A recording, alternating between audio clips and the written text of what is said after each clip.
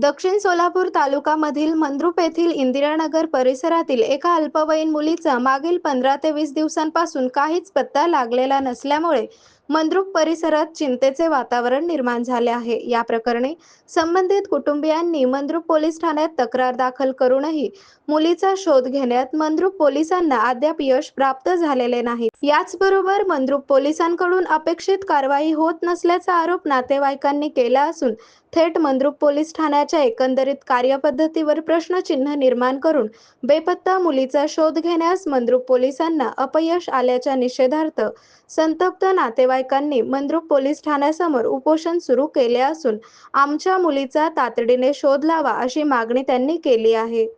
आरोग्य म्हणजे केवळ औषध नाही, तर निसर्गाच्या योग्य उपचारांनी मिळणारी खरी आरामदायक अनुभूती।